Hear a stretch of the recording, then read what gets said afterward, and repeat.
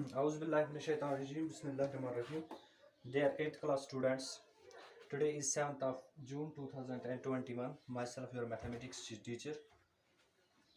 Today I have brought another topic for you, that is algebraic expressions and identities. जैसे कि आपके mathematics book में एक lesson है जिसका नाम है अलजेब्रिक एक्सप्रेशंस एंड आइडेंटिटीज। तो आज जो हमारा टॉपिक है वो है अलजेब्रिक एक्सप्रेशंस। यानी पहले हमने पता होना चाहिए कि अलजेब्रिक एक्सप्रेशंस हम किसे कहते हैं। ये अलजेब्रिक एक्सप्रेशंस जो है हमने 7th में भी पढ़े हैं, थोड़ा बहुत इसका इंट्रोडक्शन हमने 6th में भी किया है। तो आज फिर से जानने की कोशिश करेंगे कि अलजेब्रिक एक्सप्रेशंस हम किसे कहेंगे।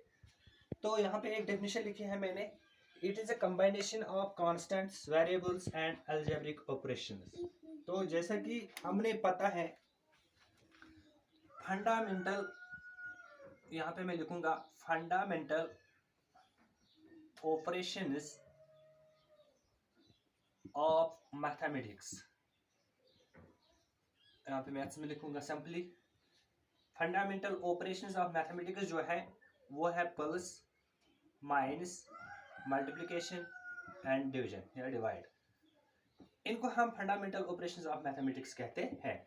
जैसे कि अलजेब्रिक एक्सप्रेशन का क्या माने हैं हम, it is a कंबाइनेशन of constants, variables and algebraic expressions. यानी कंबाइनेशन का माने है यहाँ पे इकट्ठे होने का।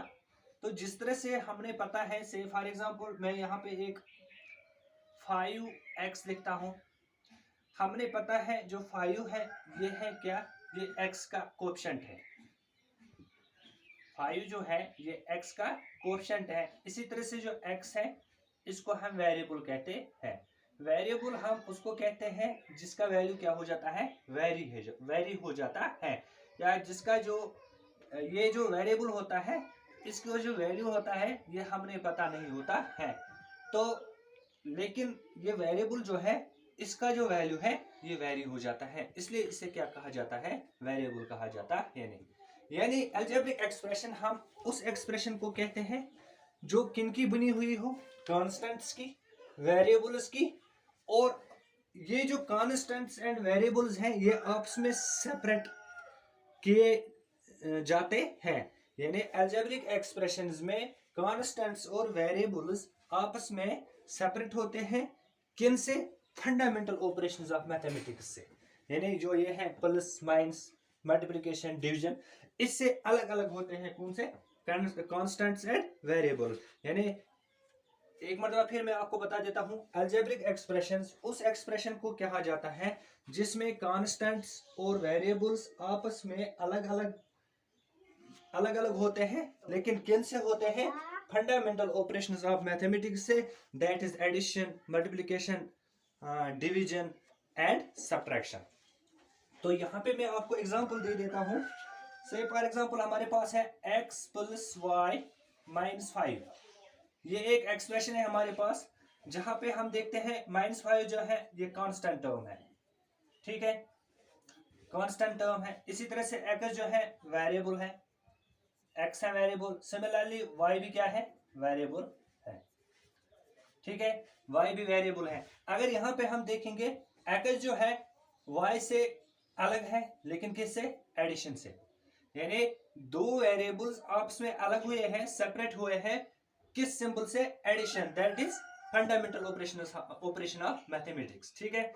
इसी तरह से y जो है 5 से अलग हुआ है, माइनस से, यानी सब्ट्रैक्शन से, ठीक है। यानी वेरिएबल यहाँ पे कांस्टेंट टर्म से अलग हुआ है, लेकिन यहाँ पे अलग हुआ है किससे, सब्ट्रैक्शन से। सब्ट्रैक्शन का सिंबल जो है इससे अलग हुआ है।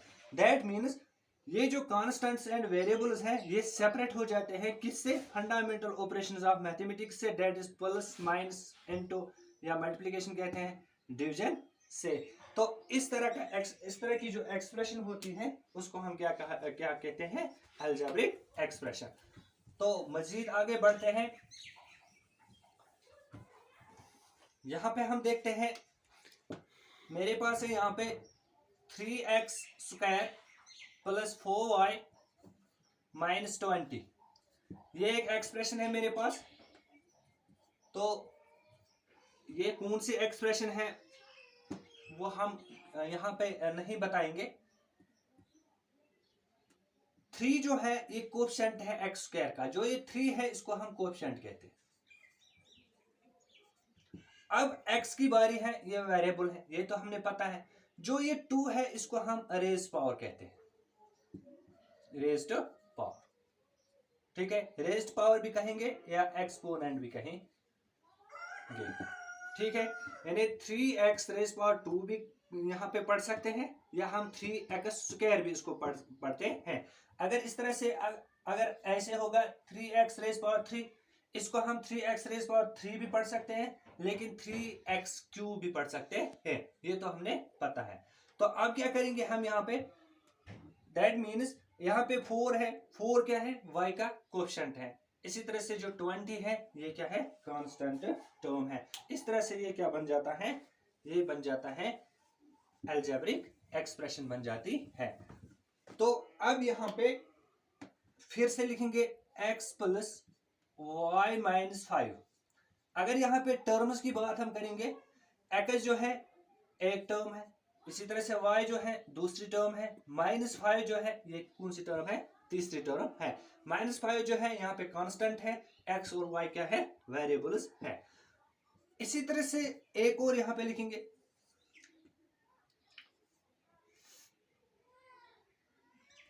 y plus 6। इसी तरह से यहाँ पे एक और यहाँ पे लिख सकते हैं a, ठीक है। तो यहाँ पे अगर हम देखेंगे पहली वाली एक्सप्रेशन जो है इसमें कितनी टर्म्स हैं, 3 टर्म्स हैं। दूसरी वाली एक्सप्रेशन 2 टर्म्स हैं इसमें। तीसरी वाली एक्सप्रेशन जो है इसमें कितनी टर्म्स हैं, जस्ट 1, एक ही टर्म है। तो यहाँ पे क्या है, जो ये फंडामेंटल ऑपरेशंस हैं इन्होंने आपस में वेरिएबल्स को भी अलग किया, तो कांस्टेंट्स को भी अलग किया। जब x y से अलग हो गया, दैट मींस ये एक टर्म रही, यहाँ पे ये अलग टर्म बन गई, ये अलग टर्म बन गई। दैट मींस यहाँ पे कितनी टर्म्स बन गई, 3। इसी तरह से 5y को सेपरेट किया गया 6 से, किसने, एडिशन से, ठीक है। तो कितनी टर्म्स बन गई, 2। यहाँ पे a जो है वेरिएबल है, सिंगल है, दैट मींस ये एक ही टर्म है। वो एक्सप्रेशन जिसमें 3 टर्म्स होती है उसको ट्राइनोमियल एक्सप्रेशन कहते हैं, ट्राइनोमियल एक्सप्रेशन।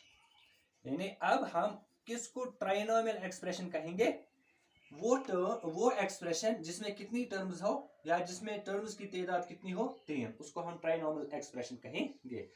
इसी तरह से जो ये वाली एक्सप्रेशन है इसमें टर्म्स की तादाद कितनी है, 2, तो इसको हम बाइनोमियल एक्सप्रेशन कहते हैं, बाइनोमियल एक्सप्रेशन। तो ये लास्ट वाली जो है सिंगल टर्म वाली एक्सप्रेशन है, इसको हम मोनोमियल एक्सप्रेशन कहते हैं, मोनोमियल एक्सप्रेशन। यानी वो एक्सप्रेशन जिसमें टर्म्स की तादाद 3 हो, ट्राइनोमियल एक्सप्रेशन कहलाती है। तो वो एक्सप्रेशन जिसमें टर्म्स की तादाद 2 हो उसको हम क्या कहेंगे, बाइनोमियल एक्सप्रेशन। और वो एक्सप्रेशन जिसमें सिंगल टर्म होगी उसको हम मोनोमियल एक्सप्रेशन कहते हैं। तो यहाँ पे अगर हम लिखेंगे, से मेरे पास x रेज पावर 3 है, यहाँ पे x रेज पावर 3 का क्या माने होता है, यहाँ पे x जो है वो मल्टीप्लाई है कितनी बार, 3 बार। इसको ऐसे भी लिख सकते हैं, x into x into x. जब हम एक्सपेंडेड फॉर्म में इसको लिखते हैं, ये एक्सपोनेंशियल फॉर्म है x रेज पावर 3। जब हम इसको एक्सपेंडेड फॉर्म में लिखते हैं तो हम फैला के लिखते हैं, x रेज पावर 3 का माने होता है x is multiplied by 3 times, यानी x is multiplied by 3 times, यानी x को कितनी बार मल्टीप्लाई किया गया है, 3 बार, जैसा कि यहाँ पे मैंने एक्सपेंडेड फॉर्म में लिखा है। अगर हम ऐसे लिखेंगे अब 4y रेज पावर 2, ये जो रेज पावर है ये सिर्फ y को रेज पावर है, न कि 4 को। इसको ऐसे लिख सकते हैं, जब एक्सपेंड फॉर्म में लिखेंगे 4 इंटू y इंटू वाई, यानी यहाँ पे स्क्वायर जो है ये सिर्फ किसको है, वेरिएबल y को। दैट मीन्स हमने y को कितनी बार मल्टीप्लाई करना है, 2 बार। 4 जो है इसका जो ये रेज पावर है वो क्या है, 1 है, ठीक है। अब अगर हमारे पास ऐसे होगा 3y raise power whole raise power 2, ये होल रेज पावर 2 का क्या माने होता है यहाँ पे, यानी ये जो रेज पावर है ये 3 का भी है ये y का भी है। दैट मीन इसको ऐसे लिख सकते हैं 3y इंटू 3y, यानी 3y जो है वो कितनी बार मल्टीप्लाई किया गया है, 2 बार। तो यहाँ पे इसको रेज पावर कहते हैं।